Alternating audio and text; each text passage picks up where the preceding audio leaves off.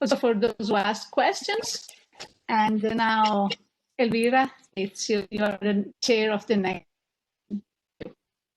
Thank you very much, Carola. Yes, it is my great pleasure to welcome Martine Nida-Ruemelin. She will be the last speaker of the workshop, and she will be talking for 45 minutes, and her talk will be followed by the comments provided by Arianna Beghetto, and then we will have 30 minutes or so to ask her questions. So please, Martine, I know that you need to share your page, right? A page from Word, right? Okay, good. Yes. Okay, so I hope this will work. Is it this one?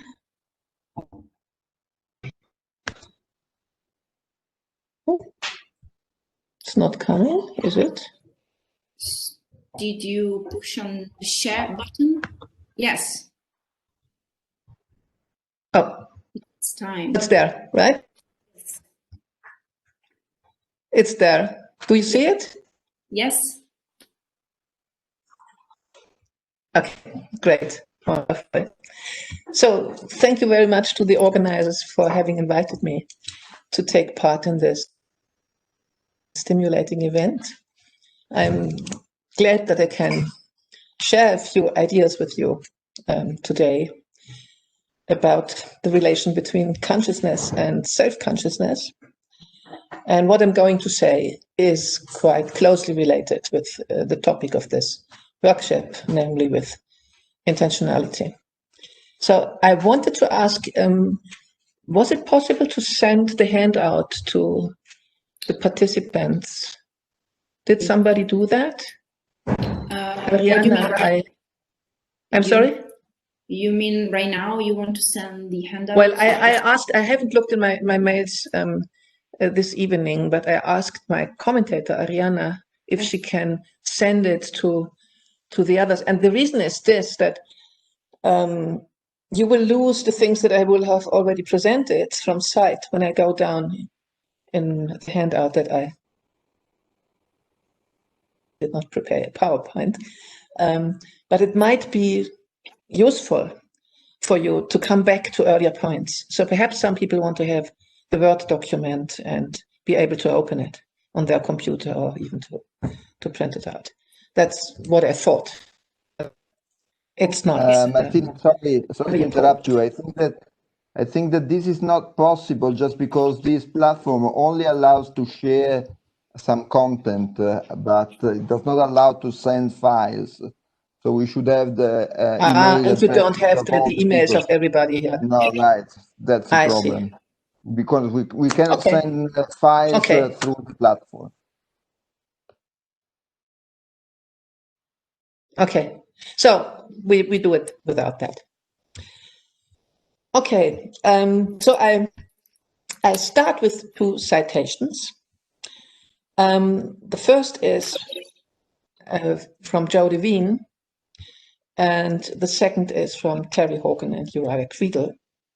And they both relate to the question in what sense consciousness might necessarily involve self-consciousness, or to have an experience might necessarily be aware or conscious of that experience. So the first is this one: I consciously see a ripe tomato on the kitchen counter. So Levine is speaking, Joe Levine. Clearly the primary object of my conscious state is what I'm seeing, the scene on the counter. But it also seems to be the case that my very awareness of the tomato on the counter includes within it somehow an apprehension that I'm seeing what I'm seeing. Somehow an apprehension that I'm seeing what I'm seeing. So some kind of awareness of the experience, or perhaps even of myself as the one who has the experience. Second citation: consider your perceptual experience of this page. It makes you aware primarily of the page, not of itself. This is because your attention is absorbed with the page. Yet, we maintain, you are also aware, though much more dimly, of having that very experience. So this is obviously a similar intuition that is expressed here, that experience includes, and I think they would have said or would say it necessarily includes, given the nature of what experiences are, that when you have an experience, you are also in some sense aware of having that experience. So I would like to clearly distinguish two claims that are sometimes not clearly distinguished. I'm not talking of these authors here now. I think they do, but some other authors do not clearly distinguish between the following two. First claim, due to the nature of experience, to undergo an experience necessarily involves being aware of undergoing it. So here what is at issue is awareness of the experience, so to speak, whatever exactly that might be, and I will ask that question later on. In claim 2, we are not concerned with awareness of the experience, but rather with awareness of the experiencer, with awareness of the subject who has the experience. The second claim is this one. Due to the nature of experience, to undergo an experience necessarily involves being aware of oneself, and perhaps one has to add, in order to give duty to the intuition, of oneself as the one undergoing the experience. Now, doing this talk is the following. In the first part, I will address claim 1. And what I'm going to defend here is that there is a sense of being aware of undergoing an experience such that the claim is true. And I introduce a name for that kind of awareness. I call it primitive awareness. However, and this is not compatible with everything that is said in the citations above, I will claim that to undergo an experience and to be primitively aware of undergoing it is one and the same thing. There is no difference between having an experience and being aware of having it in the relevant sense. So if this is the correct view, then it would, of course, exclude that I am only dimly aware of having the experience while I have the experience, for instance. It also excludes the idea that the awareness of the experience is, in some sense, part of the experience. It's the experience, so to speak, itself. Then in the second part, I would like to address claim 2, and I will reject claim 2, and instead I would like to say, but there I'm very speculative and not very certain of the claim that I propose. I will propose the following. Some experiences, not all, have what I like to call basic intentionality, and by that I mean that they have a subject-object structure. I will say a little more, of course, about this, what I mean by that.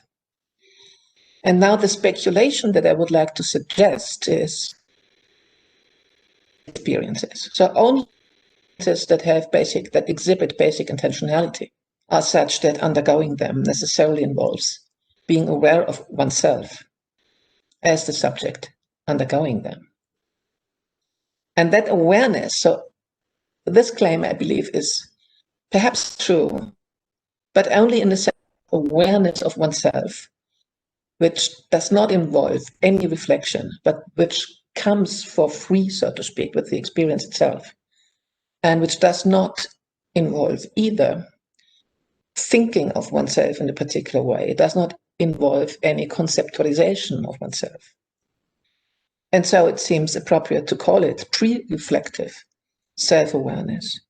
So I use this term, which is of course an introduced term, pre-reflective self-awareness, but I limit it to awareness to awareness of oneself as the subject of the experience. Now, before I can start to present and to motivate these claims, I would like to say a few words about the concept framework that I will be using and that proposed philosophers of consciousness to adopt. I call it the subject property framework. So what is special about that framework? What is different about that framework from the way that people often couch their ideas from the terminology that people often use to couch their ideas in? The difference is that I'm not talking experiences. So if you look in the literature, then it's quite obvious that in philosophy of consciousness, experiences as particular kinds of events are in the focus of interest, and people speak of properties of experiences, such as phenomenal character, qualia, subjective character, and so on. Now, this is not a mistake if one can translate it in another language.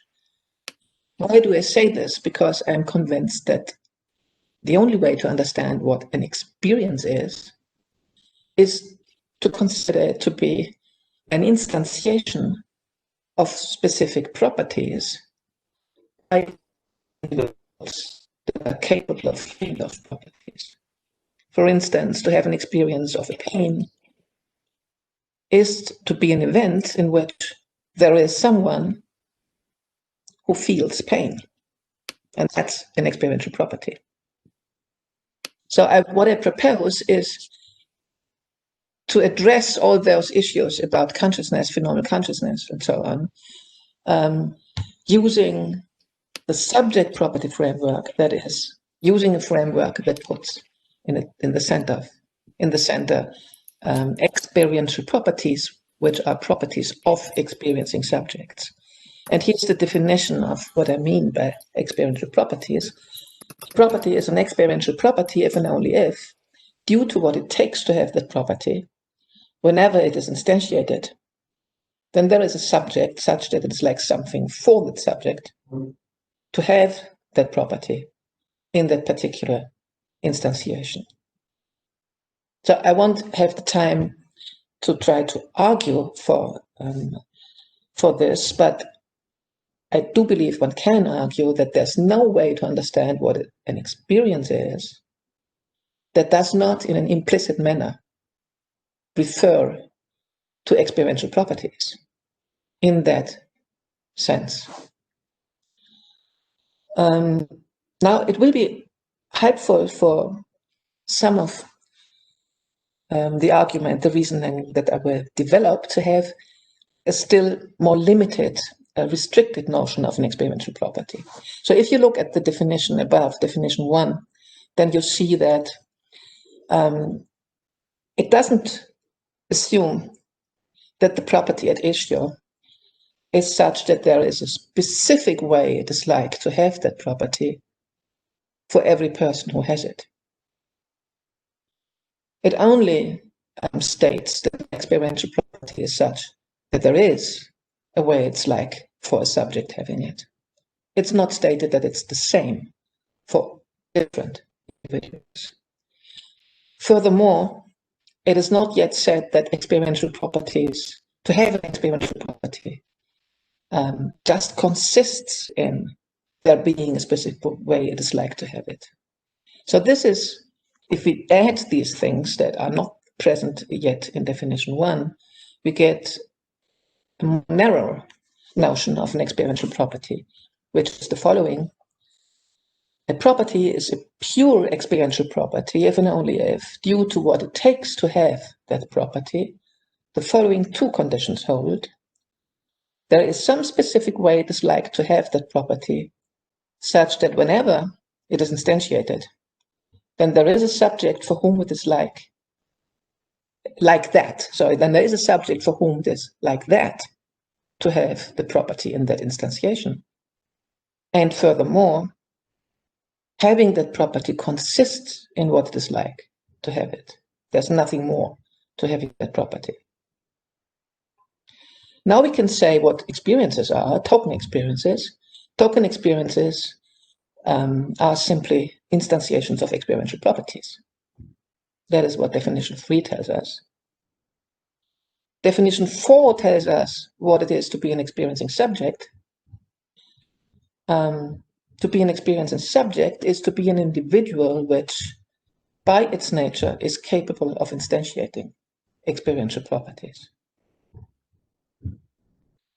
And then I will sometimes say that an individual undergoes a token experience or is involved in a token experience. And there's an obvious way to define what that's supposed to mean. An individual is involved in a token experience if and only if that token experience is the instantiation of certain experiential properties by that individual. So that's a very simple and plausible definition of what it is, so to speak, to be the bearer of an experience. Now, I would like to briefly mention 4 consequences that are controversial, but are proposed as a conceptual framework. But for this, I need a further principle that I call the individuation principle for token events here, an individuation principle. If E1 is the instantiation, sorry, I should say it another way. If the event E1 is the instantiation of certain properties by an individual A, and the event E2 is the instantiation of properties by an individual B, and if A and B are not identical, then the events E1 and E2 are not identical either. That seems to be quite trivial if one is at all ready to accept this kind of approach to what events are. And then we get the following consequences.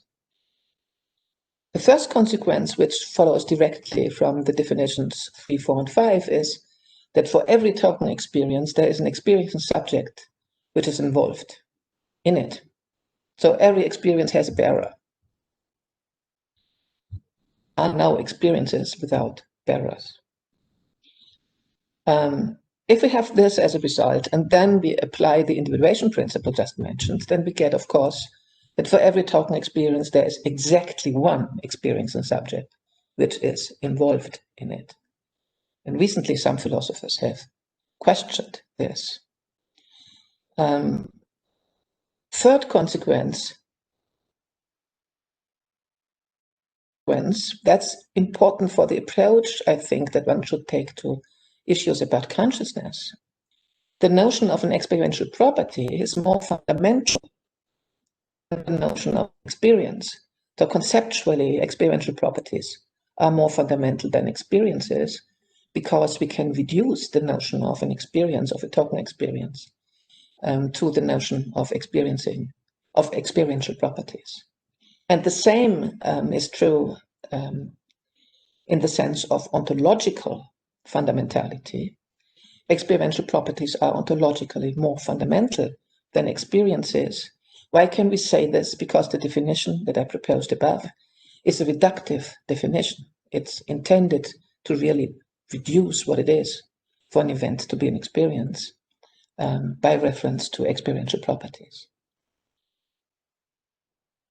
And I think this is already, if one acknowledges these 2 claims, then this is already a reason to focus as a philosopher on experiential properties and those who are capable of having such properties, and abandon, so to speak, questions about experiences. Everything that we want to say about experiences must be ultimately translatable into the framework of subject properties. So now I come back to claim 1. Claim 1 was the idea that there is a sense in which having an experience involves being aware of having the experience. And perhaps one could tentatively, now I don't see anybody anymore, that's sad. If some people could be visible, that would be much more comfortable for talking. But there's nobody anymore. Well, okay. So I'm trying to imagine you. But you are still there. Is there still somebody? Ah, okay, great. Yeah, Thank you. Yeah. Thank you You're for showing not up. I don't know if you can, I mean, you can imagine because you do that all the time now in these strange times, but it's so strange to just to talk to nobody being there, right? Yeah. Okay, that's much better. I have 4 people behind in front of me now. That's wonderful. Oh, even more. Oh, I wanted to come back to claim 1. And here is a tentative formulation of the intuition. Just whenever a subject undergoes an experience, then the experience is, in some sense, there for the subject. It has an impact for the subject. It is present for the subject in a specific way in which undergoing other events is not. And this is due to the nature of what it is for an event to be an experience. Now, I think that it's not very clear, not very precise, and it only hints at a certain intuition, but I share that intuition. However, there's something that I don't like about it, that I call a danger in this tentative formulation. It makes it look as if the experience were given to the subject, like a patch of blue can be given to a subject, or the smell of basil can be given to a subject, as an object, so to speak, as an item that occurs in the stream of consciousness. But that, I think, is quite mistaken. It's not as if the experience which consists in oneself instantiating certain properties were given to one as an object. I will come back to this as an object later on. So I think it is one of the advantages to go for the subject property framework, that this danger does not occur within that framework. One can then say the following, so reformulate the same intuition in a different way and say this: whenever a subject has an experiential property, then having that experiential property has an impact for the subject, is present for the subject in a specific way, in which having other properties is of experiential properties. Now, here is a short way to reformulate within the subject property framework the claim at issue, still claim 1. Having an experiential property necessarily involves, due to the nature of experiential properties, that the subject is aware of having the property at issue. So when I smell basil, I'm also necessarily aware of having that property, smelling, of having that particular experience.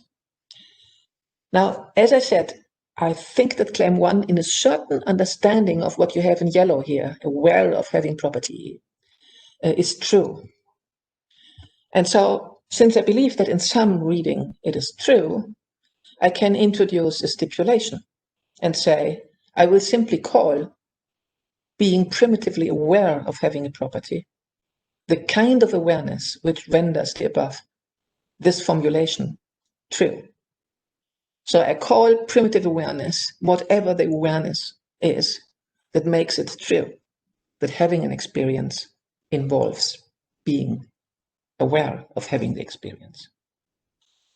Primitive awareness is what we have to put in for the yellow in order to get a true claim.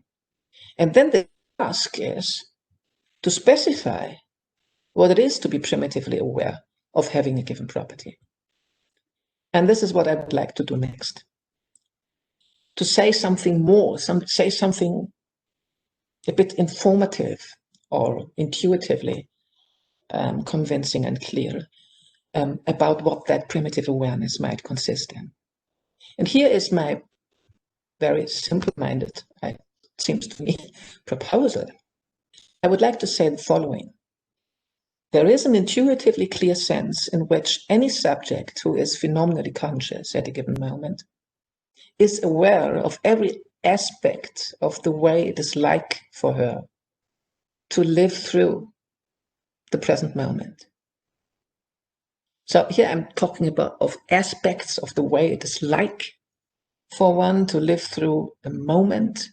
I hope this is intuitively clear enough.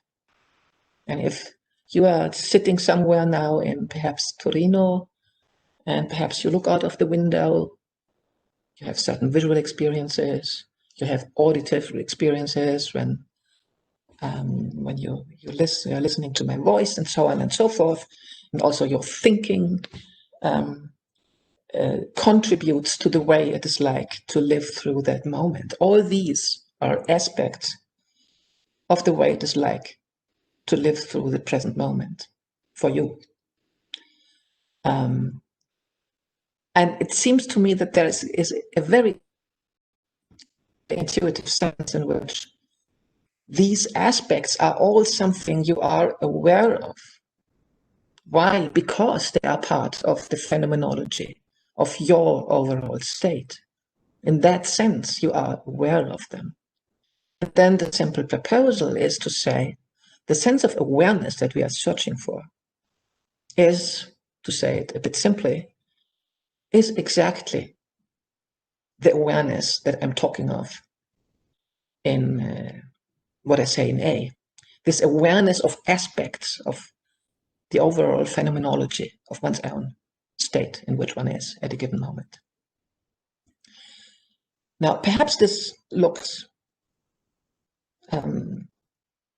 clear how I get to this, but I think it might be worth putting it in the form of an argument. So what I'm now doing is I assume that A is true, and then this gives me an account of what primitive awareness is, to an account of the sense in which claim one is true, the sense of awareness in which claim one is true. So here's the whole argument. First premise, any subject who is phenomenally conscious at a given moment is aware star. I call this aware star now, the sense in which we are aware of every aspect of the overall phenomenology of our present state. That's the awareness star. Is aware star of every aspect of the way it is like for her or him to live through the relevant moment. Second premise, which comes immediately, so to speak, from the definition of experiential properties, of pure experiential properties. For any pure experiential property, there is a specific associated aspect of one's overall phenomenology, such that for any subject to have that experiential property at a given moment just is for that subject to be such that the way it is like for her to live through that moment has that aspect.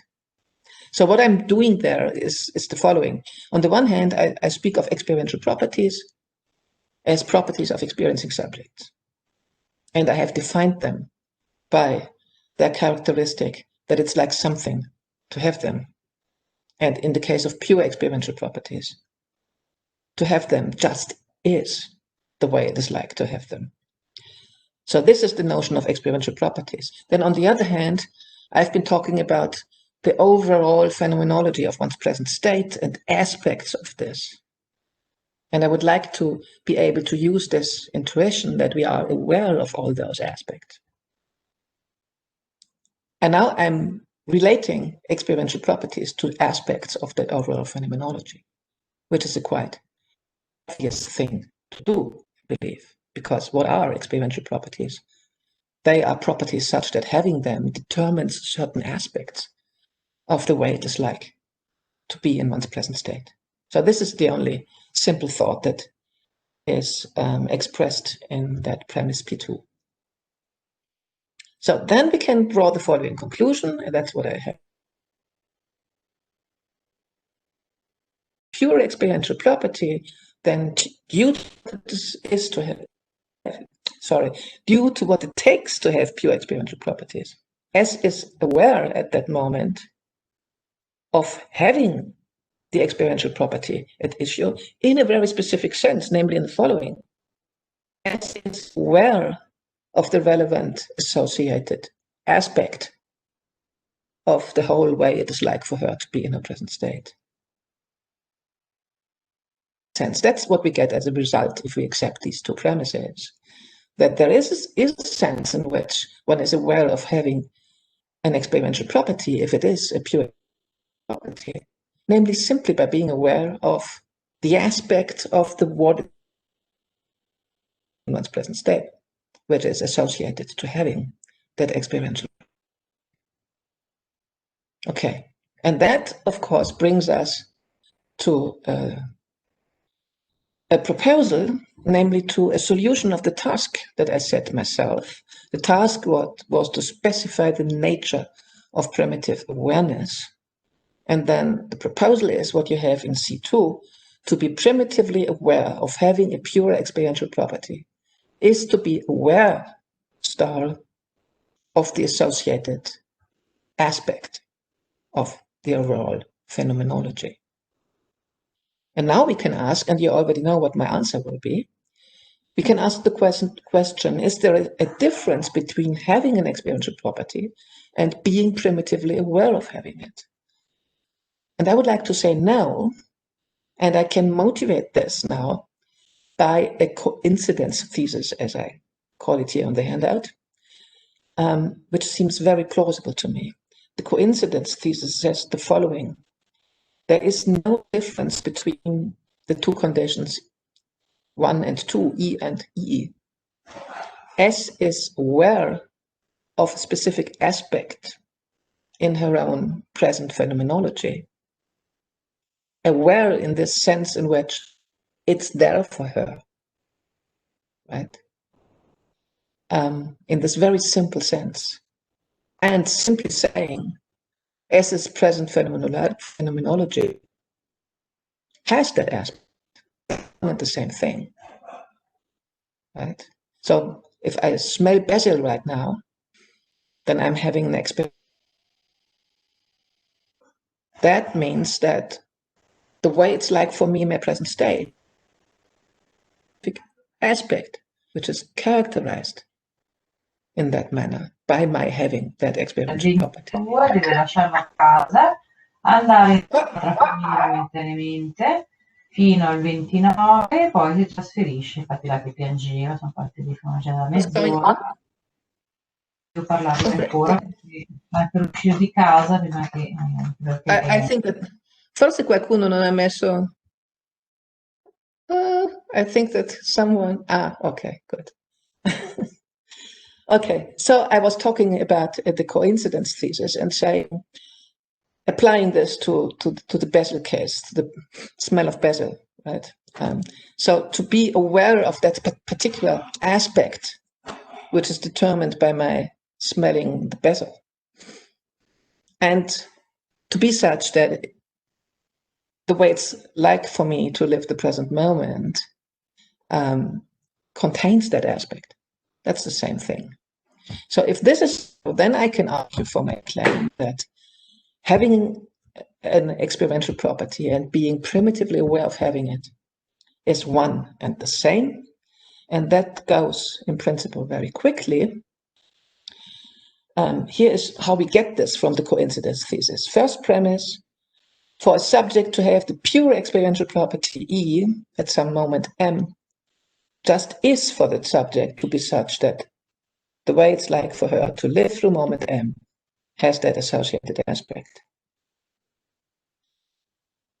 Second, and this is the coincidence thesis, nothing more, for any pure experiential property, for a subject to be aware star of that, of the associated aspect, is nothing else than for the subject to be such that the way it's like for us to live through moment M, has that aspect. And then premise 3 is the result at which I arrived before, namely the particular suggestion that I proposed about the nature of primitive awareness. And it's this: for any pure experiential property, for us of having it, is for the subject to be aware of the associated aspect. And then we simply and get the consequence, which is C2 prime, aware of having the pure experiential property E is the pure experiential property E. There's nothing more, so to speak. To have a property is to be primitively aware of having it. Now, what that means is that we have just one property, the experiential property, which can be conceptualized as simply smelling the basil, for instance, but also can be conceptualized in another way by thinking of primitive awareness and introducing primitive awareness in the way posed. One property, two concepts of that property.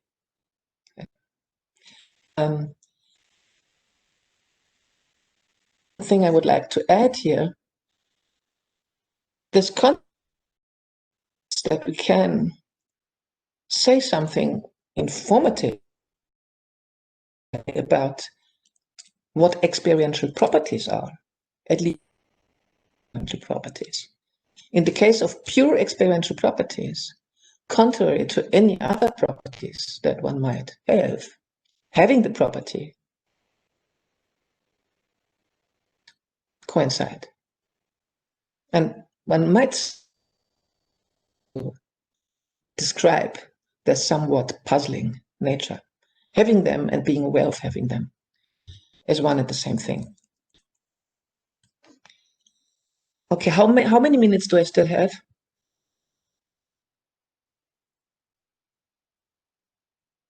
Still 5 minutes? Oh, okay. I have to be very quick. So now I come to the second part that I wanted to do. And this is now the second claim.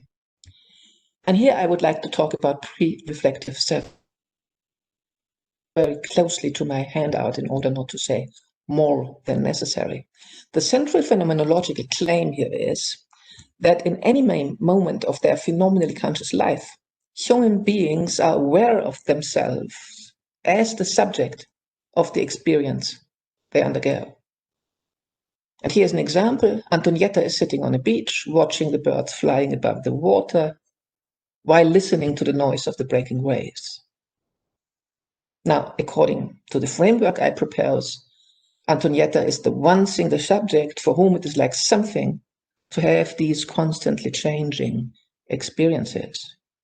And furthermore, and that's now the important point, Antonietta is aware of herself without directing her attention and without any further step beyond having those experiences. She is aware of herself as the one single subject for whom it is like something to undergo those experiences. And that's the claim of pre-reflective self-awareness that I would like to propose. Now, here are a few things one can say to characterize pre-reflective self-awareness a little more. It's phenomenally manifest. It's omnipresent in human awake conscious life. And it does not have the subject-object structure of what I call basic intentionality.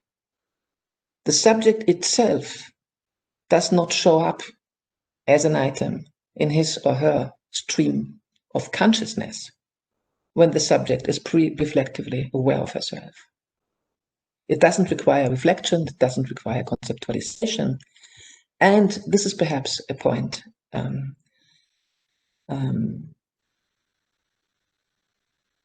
It's not fragmented. By this I mean, it's not the case that Antonietta is aware of being the one who sees the birds as one piece of self-awareness and one experience, so to speak. And then she's also aware of herself as the one who hears the noises of the breaking waves. No, rather, it seems more appropriate, phenomenologically speaking, to say she is aware of being the one single subject who undergoes all this, for whom it's like something to be presented with all this. And the same, I think, can be said for the diachronical case. And I finally come to basic intentionality. By basic intentionality, I mean the subject-object structure of many experiences, but not all experiences. Here are examples of experiences that have an object structure. So the intuition I have in mind is that in all those cases, something is present in a phenomenally manifest manner to the experiencing subject, in the sense that, and here's a metaphor, that it occurs as an item in her stream of, among many other items in the stream of consciousness. Positive cases, experiencing a pain. The pain is something that is given in feeling the pain, present. Perceptual experience, seeing a bird, smelling basil, hearing a voice. Seeing a person in a lucid dream, seeing red and moving points with your eyes closed. Thinking hard about a mathematical puzzle. It seems to me that even in the last case, we can say that the puzzle is present to the one who thinks. Counter examples, and I take perhaps the most important one. Counter example to this is pre-reflective self-awareness. The subject does not occur as an item in her own stream of consciousness when the subject is aware of herself in that particular manner. I have other examples that you can read. Now, words, and then I come to the thesis, to characterize basic intention. To say that an experience exists intentionality is to describe, I would like to say, its metaphysical nature. However, that metaphysical nature is experientially constituted. So to say that certain experiences have basic intentionality is an ontological claim, and nonetheless an ontological claim which is grounded, so to speak, in the way to have those experiences. In many cases, exist. For instance, when you close your eyes and you see these red points, to say these are to be taken seriously in our ontology, they don't exist. They are given as an object, not as a real object, but in an object-like way. They are present to the subject. Now, I even would say that we must say in case of basic intentionality, the object does not exist. But this is a very radical claim, and a lot must be done to show that it does not lead to absurd consequences, in particular with respect to perception. Now, speculative proposal, and that's what I would like to say about claim 2, that I would like to propose is this. Whenever a subject undergoes experiences that exhibit basic intent, then the subject is in fact pre-reflectively aware of herself as the one for whom it is like something to undergo that experience. Now, my battery is going out. Very quickly have to take my battery. Sorry for this.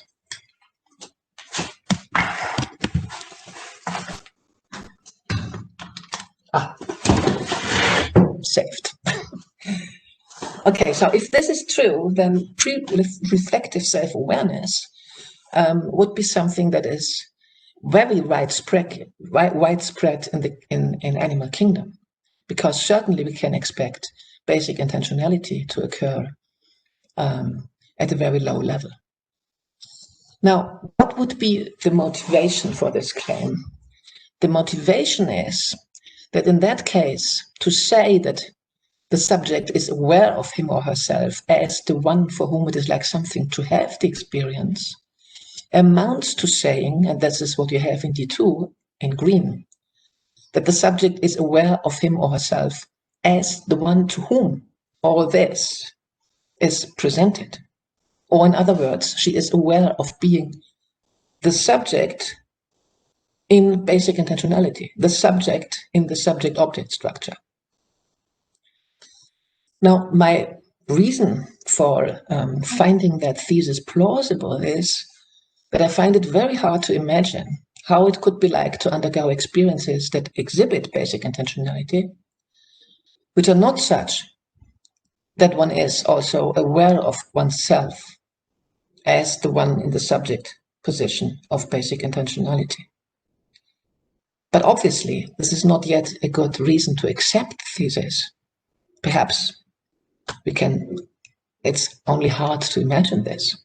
What one really would need is the following claim and reasons to defend the following claim, that based on our own experience, we are capable of developing a sufficiently clear understanding of what basic intentionality is, of the nature of basic intentionality, and of the nature of pre-reflective self-awareness, which allows one to rationally intuit that the former necessarily implies the latter.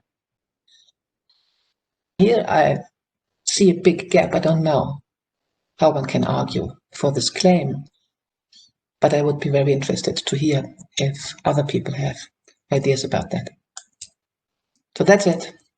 I'm done. Thank you very much, Martina. So, can I stop? How do I do this? Again, you click on the, I think if you click again on the button share, you find again the option of stop sharing the screen. No, you just... no, it's not at the button, but I found it. Okay, thank you. Great. I must apologize with Arianna. She didn't get my handout before. She only got pieces of published work. So I'm very sorry. All right, because we found a way, Matteo helped us. So we found a way to put at least the longer version of your handout is available now to everybody. So you just click on the link that you can find in the chat. So if anybody wants to read more and wants to have more time to read it, you find it there. Okay, now it's time for the commentator, and namely Arianna Beghetto, who have 15 minutes maximum because we're already running out of time. Thanks. Yes, can you hear me? Yes, very well. Okay, because I had a lot of connection problems, so maybe my video won't switch on. I'm sorry for that, but thank you all, and thank you, Martin, for your talk. It was so interesting, and also thank you for letting me have a lot of raw material about the framework you developed. It was absolutely enlightening for me. I hope to have fairly understood your position. I'll try to exploit it at best in this comment. I would have a lot of questions. Actually, your talk now have cleared some of those doubts I had, but I will proceed with the comments and let's see if something has become more clear now. I go to the issue that is crucial to me, but I need a fast framing before. So I found particularly compelling the whole approach you have proposed to address the problem of consciousness, because talking about the pre-reflective features of this phenomenon allow us to ask questions about its conditions of possibility. Namely, when we point to pre-reflective feature, we are not only talking about what it is available before we introspect into our inner life, we are also, and more importantly, asking, well, what are the prerequisites for the existence of what we want to explain or describe? So, framing the problem of consciousness this way, I suggest is the best way to deal with the illusionist debate you in fact addressed in 2016, and also with the illusionist attack against the reality of phenomenal consciousness. And hence, it promises to be a framework able to consider consciousness, as they say, taking it seriously. So it is very important. The illusionist thesis is controversial and difficult to defeat as well, and likewise difficult to be coherently stated, but we can try saying that the illusionist claims that our phenomenal experience systematically misleads us, presenting itself as instantiating properties whose nature is not actually what it seems. So this nature appears to be composed of several intractable properties. This is actually an illusion. Using the categories you introduced in 2020, we may try to rephrase the illusionist claim, saying that if the illusionist is right, some phenomenological facts about our experience will systematically misrepresent some ontological fact about the nature of our experience. This distinction between ontological and phenomenological fact, I suggest, is crucial in arguing against illusionism. In fact, the knowledge about an ontological fact cannot possibly be misleading. On the other hand, this is not the same with phenomenal facts, for example, which may be potentially affected by an illusion even being true. Now, you individuate some ontological facts about consciousness in your framework, making explicit the varied relation among the fundamental concepts included in your position.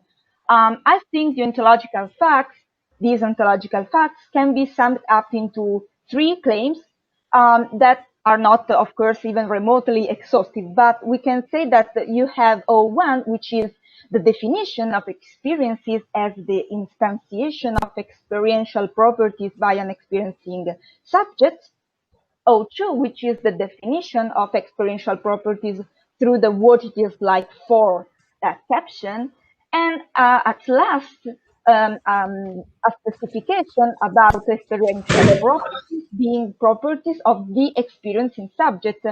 It is the experiencing subject that instantiates them, and hence, strictly speaking, they are not property of the experiences, they are properties of the experiential subject. Through these claims, you achieve to show the mutual constitutive dependencies of the qualitative character and of the subjective character in characterizing what constitutes the nature of the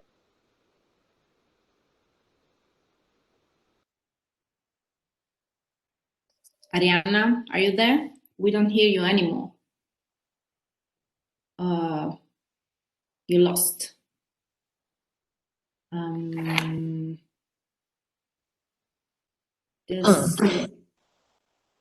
Does anybody have Arianna's phone or something so that we can reach her just immediately?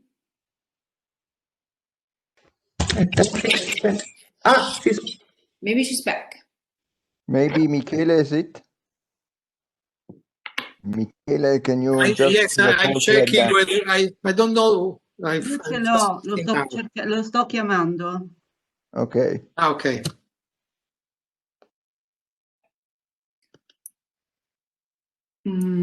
Let's see if in a minute we're done, otherwise we can start with the people who already have questions for you. Sì, Arianna, ti sei scollegata e riesci a rientrare? Martina, you understand Italian, right? So prova a rifare la connessione, d'accordo? Stiamo aspettando, d'accordo? She can go. Sì, va bene. Ok, grazie. She's trying to reconnect. Yeah. Okay, so maybe we can ask Jenny, who is the first in the list, and then to ask a question, then we go back to Arianna's comments, if you agree. Now I can hear. I'm sorry, it was all the day doing these problems. So I was saying that all the subject property framework, which is your framework, seems to center upon primitive awareness in the end, because something is not an experiencing property unless there is a subject instantiating it, being primitively aware of its peculiar what it is like. So in your talk today, you introduced another truth about consciousness, which is labeled pre-reflective self-awareness, which you claim to be a phenomenological fact instead. And you said that this truth states that in being primitively aware of instantiating experiential properties, the subject is also aware of itself as the one for whom it is like something to instantiate that property.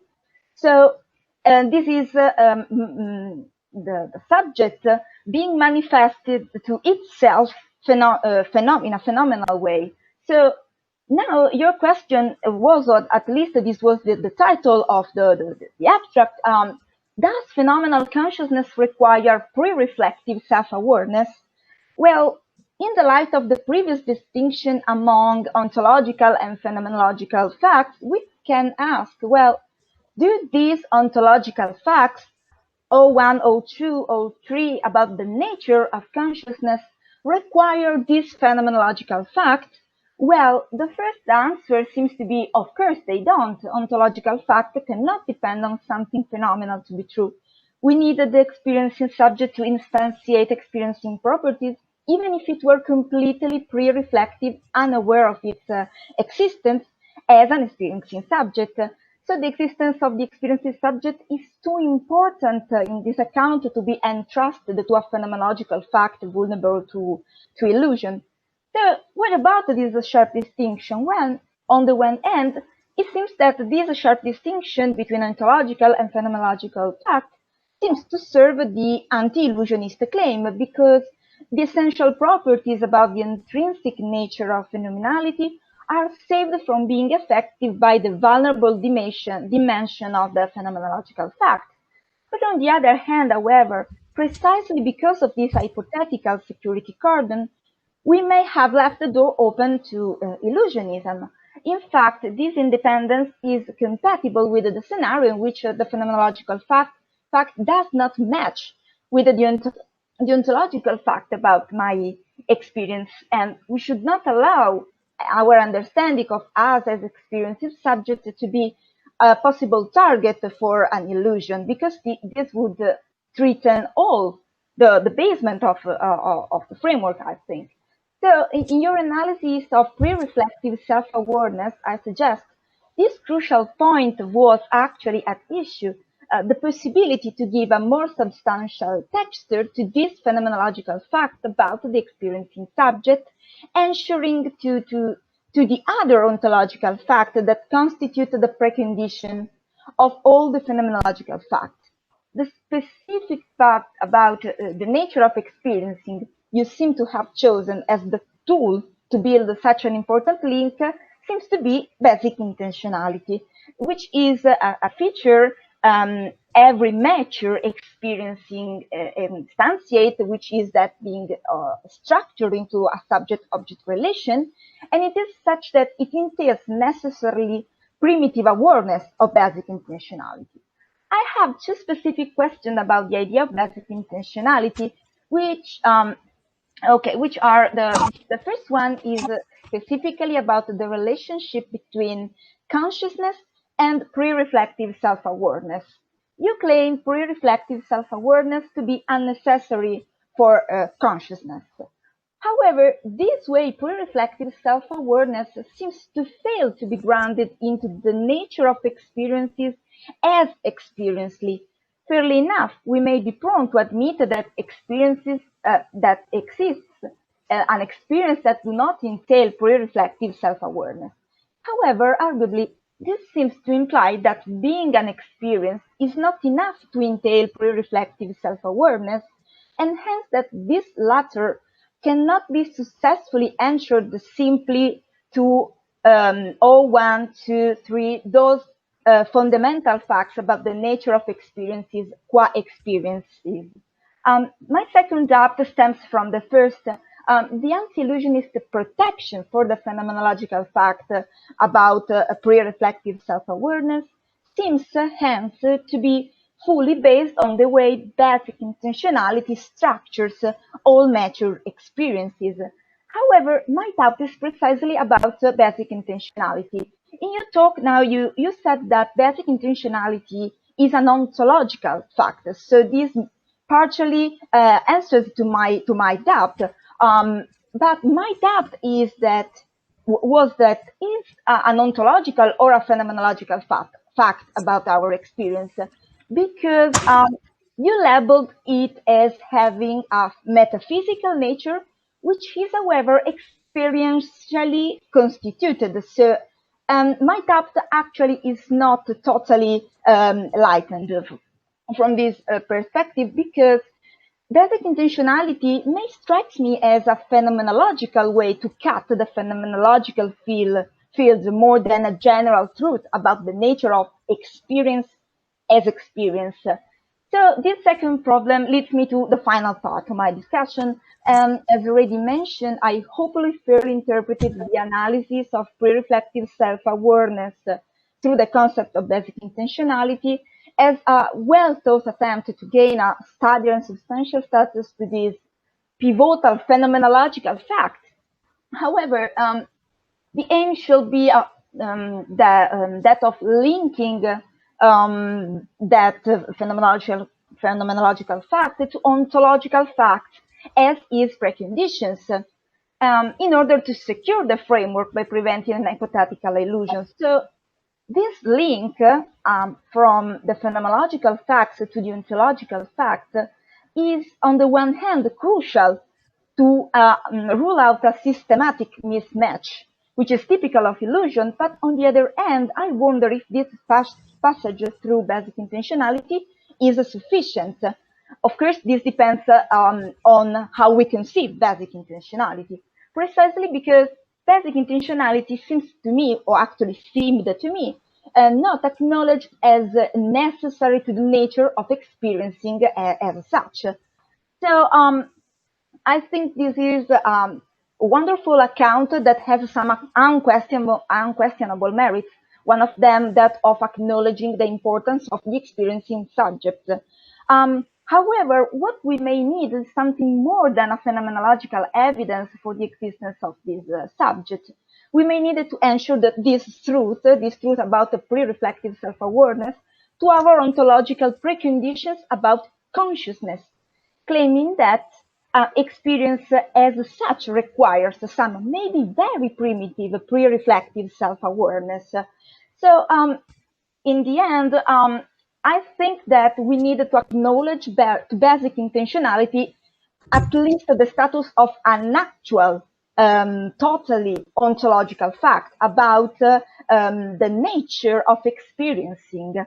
And in fact, my worry is that if we don't grant this general ontological nature, the account may be vulnerable to the illusionist account, precisely in the point it seems stronger, in the crucial role given to the experiencing subject. And I conclude only with an example to show this. One of Martin's framework's most important claims seems to be that experiencing properties are properties instantiated by the experiencing subject, property of the experiencing subject. Anyway, I can claim that all these properties are instantiated by the experiencing subject only by endorsing the hypothesis of the existence of a subject, which endorses in instantiating all these varied experiencing properties. So to ground this ontological fact about experience that is strictly linked to all three, I needed the evidence of the existence of an experiencing subject that continues to exist while its experiential properties follow each other. So if a pre-reflective self-awareness is only a phenomenological fact, this would mean that some of the ontological facts about our experience are conceived in the light of this vulnerable to illusion evidence, and as such may be threatened by illusionism. Thank you so much. Okay. Diana, thank you very much for your comments. Okay, so Martina, you can reply if you want. Yeah. Thank you very much, Ariana. I found this very interesting. I have to read it because I didn't get all details now in this presentation. But I think one point I would like to stress is this. you seem to be assuming that I want to respond to the illusionist based on phenomenological evidence, and that I'm searching for phenomenological evidence for the assumption that there is an experiencing subject and that every experience requires an experiencing subject. There is one single subject existing across time, and so on and so forth. But really, I'm not trying to find phenomenological evidence for these ontological claims. My answer now, first for the illusionist, my answer to the illusionist is much more, let's say, down to earth, so to speak. It's to ask the illusionist to first try to fix reference to what we want to talk about when we talk about consciousness. And then my strategy is to say, if you want to fix reference, you have to acknowledge that there are experiential properties. So if you want to fix reference to phenomenal consciousness, you must talk about experiences. Then I would go on and say, okay, and what is it to undergo an experience? Is there any other understanding than that there is someone who's having a certain kind of properties? And we get that understanding of experiential properties using examples, right? We have to ask the other person, do you understand what properties such as seeing blue and smelling basil have in common? I tell you what they have in common. It's something like for the subject to have them. Now, if the illusionist says, I don't understand what you're talking about, I would say, okay, so let's talk about something else. We won't be talking about consciousness if you say you don't know what I'm talking about. In the moment in which he accepts that he knows what I mean by that commonality between different properties that subjects can have, he has already accepted the existence of experiential properties. And from there, of course, I can go to argue for the existence of the subject, because we cannot understand what it is for a property to be experiential unless we understand it in those terms. It's like something for someone. There's someone there, conceptually. Otherwise, there's no understanding of what it is for a property to be such that it's something like for someone to have it. It's always implicit in our thinking about consciousness.